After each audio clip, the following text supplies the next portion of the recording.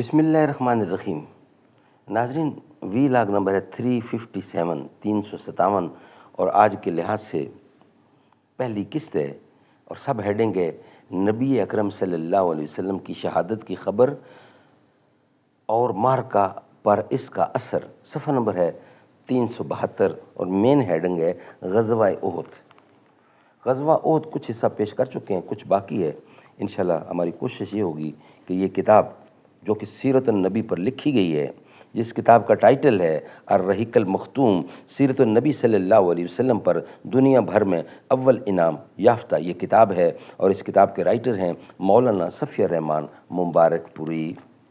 ناظرین، رابطہ عالمی اسلامی مکہ مکرمہ کے زیر تمام منعقدہ سیرت نگاری کے عالمی مقابلہ میں اول آنے والی عربی کتاب کا اردو ترجمہ ہم آپ کے سامنے رکھ رہے ہیں، روزانہ کی بنیاد پر پیش کرتے ہیں۔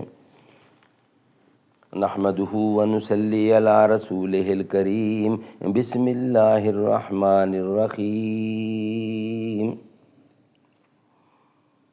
پرونا ایک ہی تسبیح میں ان بکھرے دانوں کو، جو مشکل ہے تو اس مشکل کو آسان کر کے چھوڑوں گا، دکھا دوں گا جہاں کو جو میری آنکھوں نے دیکھا ہے، تجھے بھی صورت آئینہ حیران کر کے چھوڑوں گا، جو ہے پردوں میں پنہا چشم بینا دیکھ لیتی ہے، زمانے کی طبیعت کا تقاضا دیکھ لیتی ہے۔ نبی صلی اللہ علیہ وسلم کی شہادت کی خبر اور مارکا پر اس کا اثر، یہ غزوہ احد کا حصہ ہے جو ہم آپ کے سامنے پیش کر رہے ہیں۔ اس کے اس اعلان سے نبی اکرم صلی اللہ علیہ وسلم کی شہادت کی خبر مسلمانوں اور مشرکین دونوں میں پھیل گئی، اور یہی وہ نازک ترین لمحہ تھا جس میں رسول اللہ سے الگ تھلگ نرغے کے اندر آئے ہوئے بہت سے صحابہ کرام کے حوصلے ٹوٹ گئے، ان کے عزائم سرد پڑ گئے، اور ان کی صفیں اتھل پتھل اور بد نظمی و انتشار کا شکار ہو گئیں۔ مگر آپ کی شہادت کی یہی خبر اس حیثیت سے مفید ثابت ہوئی کہ اس کے بعد مشرکین کے پرجوش حملوں میں کسی قدر کمی آ گئی، کیونکہ وہ محسوس کر رہے تھے کہ ان کا آخری مقصد پورا ہو چکا ہے۔ چنانچہ اب بہت سے مشرکین نے حملہ بند کر کے مسلمان شہداء کی لاشوں کا مسئلہ کرنا شروع کر دیا تھا۔ بے حرمتی، لوٹ مار۔ ناظرین، اسی کا سب ہیڈنگ ہے رسول اللہ صلی اللہ علیہ وسلم کی پہم مہر کا آرائی اور حالات پر قابو، یہ ہیڈنگ ہے۔ رسول اللہ صلی اللہ علیہ وسلم کی پہیم مہر کا آرائی اور حالات پر قابو۔ حضرت مصعب بن عمیر رضی اللہ عنہ کی شہادت کے بعد رسول اللہ نے جھنڈا حضرت علی بن ابی طالب رضی اللہ کو دیا، انہوں نے جم کر لڑائی کی۔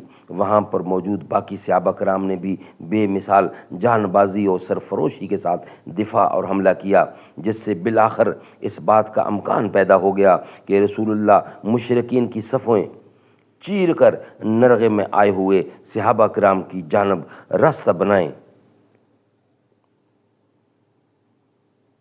بالآخر اس بات کا امکان پیدا ہو گیا کہ رسول اللہ مشرکین کی صفیں چیر کر نرغے میں آئے ہوئے صحابہ کرام کی جانب رستہ بنائیں۔ چنانچہ آپ نے قدم آگے بڑھایا اور صحابہ کرام کی جانب تشریف لائے۔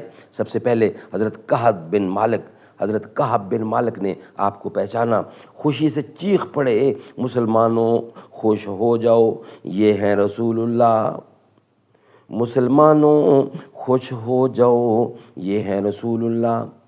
آپ نے اشارہ فرمایا کہ خاموش رہو، تاکہ مشرکین کو آپ کی موجودگی اور مقام موجودگی کا پتہ نہ لگ سکے، مگر ان کی آواز مسلمانوں کے کان تک پہنچ چکی تھی۔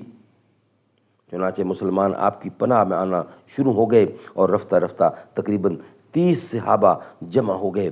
جب اتنی تعداد جمع ہو گئی تو رسول اللہ نے پہاڑ کی گھاٹی یعنی کیمپ کی طرف ہٹنا شروع کیا، مگر چونکہ اس واپسی کے معنی یہ تھے کہ مشرکین نے مسلمانوں کو نرغے میں لینے کی جو کارروائی کی تھی وہ بے نتیجہ رہ جائے، اس لیے مشرکین نے اس واپسی کو ناکام بنانے کے لیے اپنے تابڑ توڑ حملے جاری رکھے، مگر آپ نے ان حملہ آوروں کا ہجوم چیر کر راستہ بنا ہی لیا اور شیران اسلام کی شجاعت و شاہ زوری کے سامنے ان کی ایک نہ چلی۔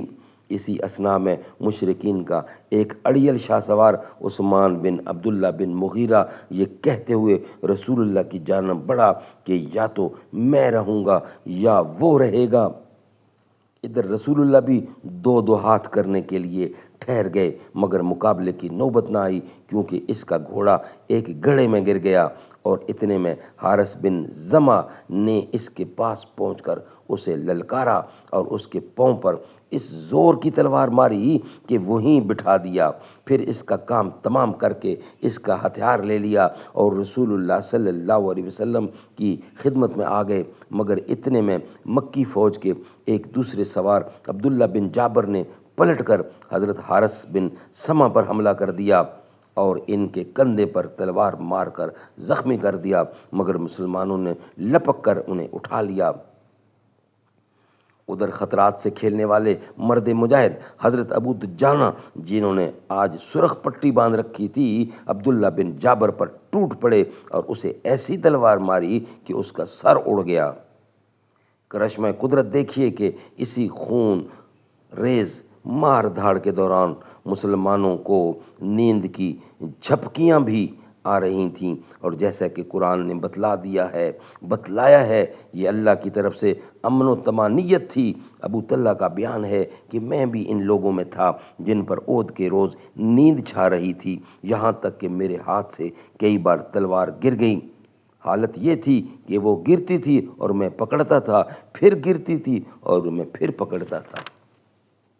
خلاصہ یہ کہ اس طرح کی جان بازی و جاں سپاری کے ساتھ یہ دستہ منظم طور سے پیچھے ہٹتا ہوا پہاڑ کی گھاٹی میں واقع کیمپ تک جا پہنچا، اور بقیہ لشکر کے لیے بھی اس محفوظ مقام تک پہنچنے کا راستہ بنا دیا۔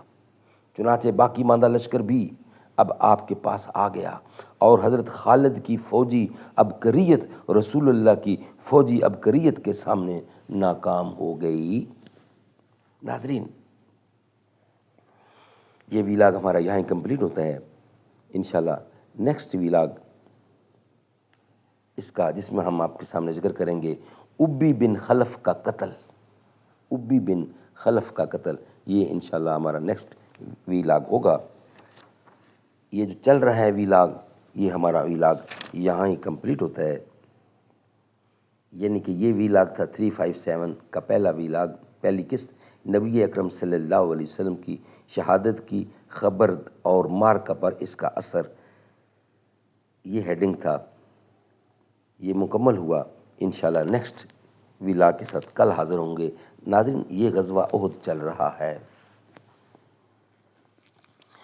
غازی کو موت سے کیا ڈر ہے، جان دینا جہاد اکبر ہے۔ غازی کو موت سے کیا ڈر ہے، جان دینا جہاد اکبر ہے۔